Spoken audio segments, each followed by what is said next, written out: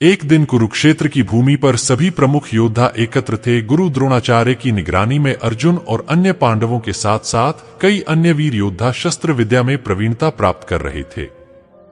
उनकी विशेष शिक्षा के समय एक दूर किनारे पर एक युवक नजर आ रहा था जो पेड़ों की आड़ में खड़ा था। उसका ध्यान अर्जुन की शिक्षा पर ही था। यह युवक कोई और नहीं बल्कि एकलव्य था।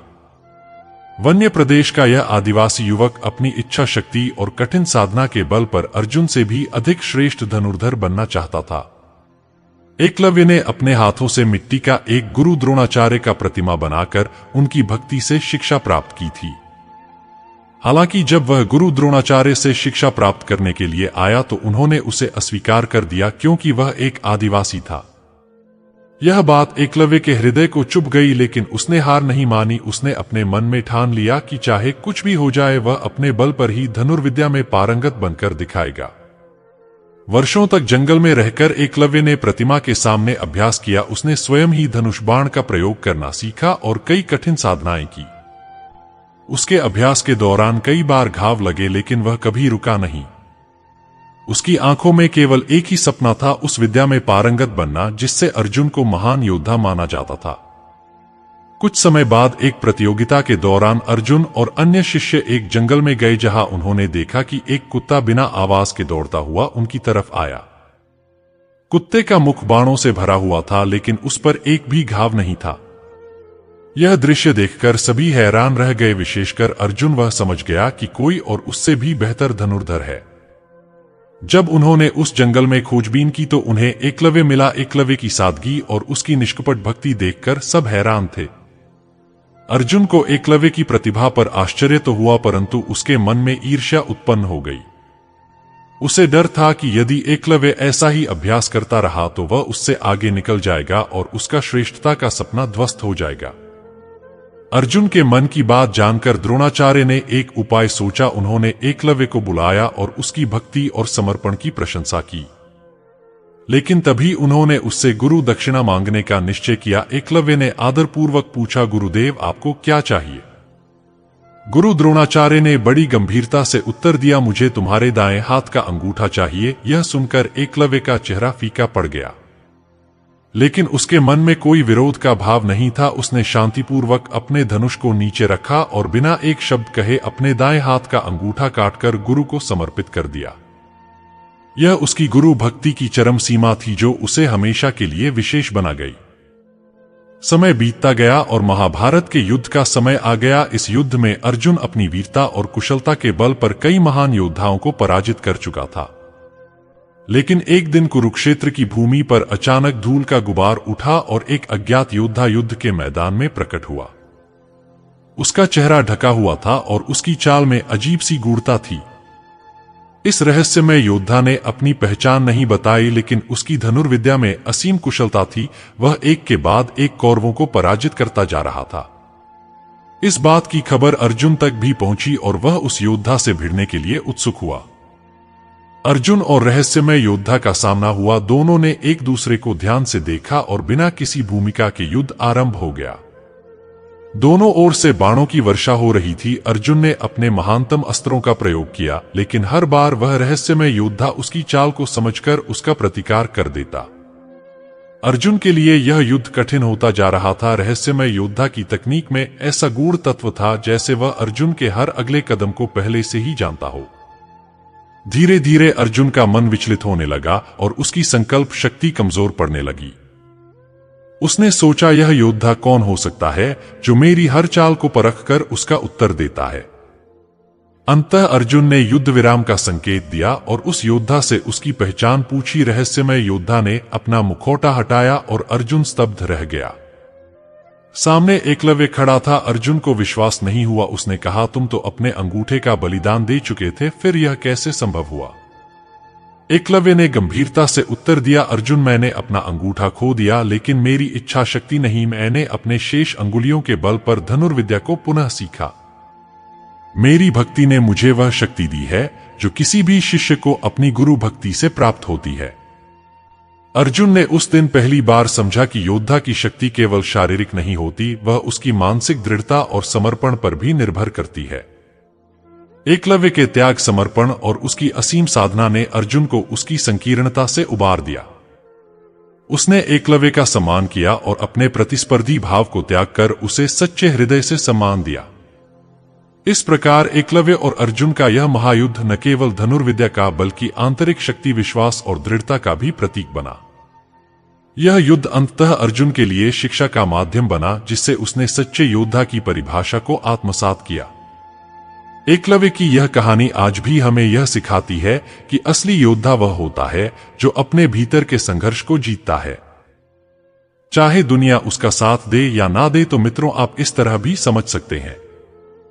यह कहानी की शुरुआत होती है एक घने जंगल में, जहां एक युवक जिसका नाम था एकलव्य अपने भीतर आग लिए एकांत में साधना कर रहा था। जंगल में गूंजते पंछियों की आवाजें और उसके तीर की थरथराहट मानो उसकी संघर्ष की कहानी बयां कर रहे थे। गुरु द्रोणाचार्य ने उसे शिष्य बनाने से इनकार किया था, फिर भी एकलव्य ने मिट्टी की उनकी मूर्ति बनाकर उसे अपना गुरु मान लिया था और उसकी साधना में कोई कमी नहीं छोड़ी थी। एकलव्य को केवल एक लक्ष्य था, अपनी धनुर्विद्या में इतना निपुण बनना कि वह किसी से भी कमतर न लगे। वहीं दूसरी ओर हस्तिनापुर के राजमहल में पांडव और कौरव राजकुमार गुरु द्रोणाचार्य के सानिध्य में शिक्षा प्राप्त कर रहे थे। उनमें सबसे कुशल धनुर्धर था अर्जुन, जिसे गुरु द्रोण ने अपना सबसे प्रिय शिष्य घोषित कर रखा था। अर्जुन दिन रात धनुष बाण के अभ्यास में लीन रहता, क्योंकि उसे यकीन था कि एक दिन वह संसार का सबसे महान योद्धा बनेगा। उसे गर्व था कि उसका गुरु स्वयं गुरु द्रोण है और उसकी कला में किसी का मुकाबला नहीं। उधर एकलव्य अपने मन में एक ही संकल्प लिए दिन रात अभ्यास में लीन था। जंगल में रहते हुए उसने अपनी साधना में कोई कसर नहीं छोड़ी।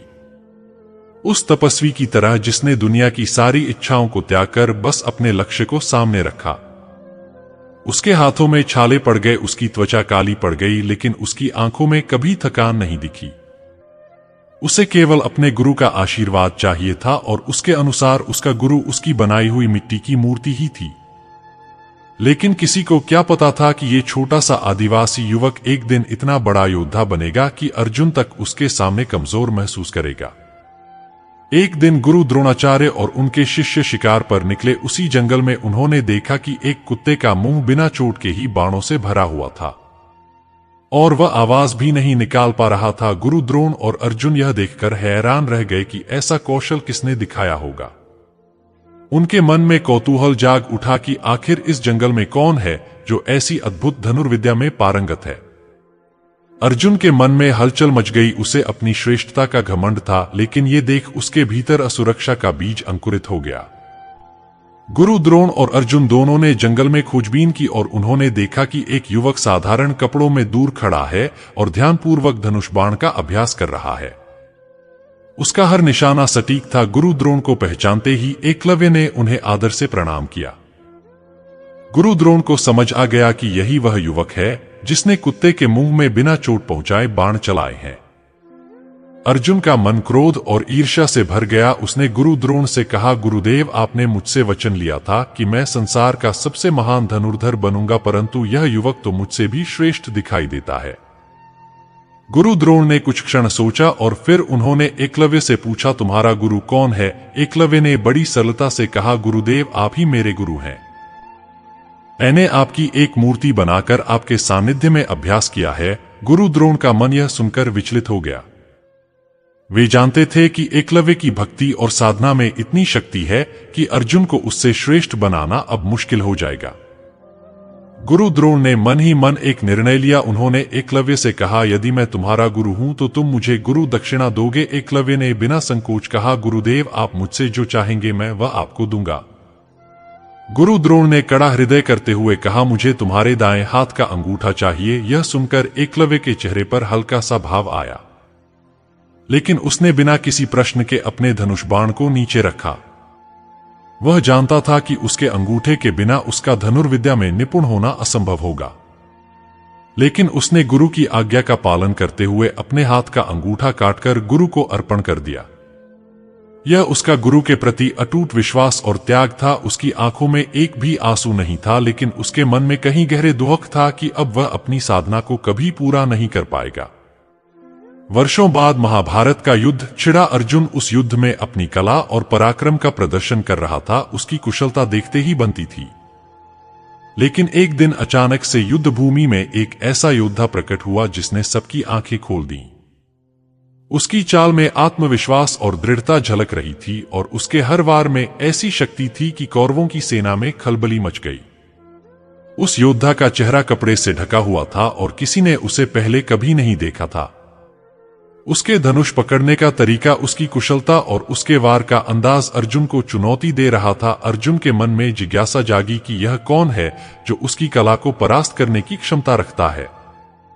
अर्जुन और उस अज्ञात योद्धा का सामना हुआ। दोनों ने एक दूसरे की आंखों में झांकते हुए युद्ध का संकेत दिया।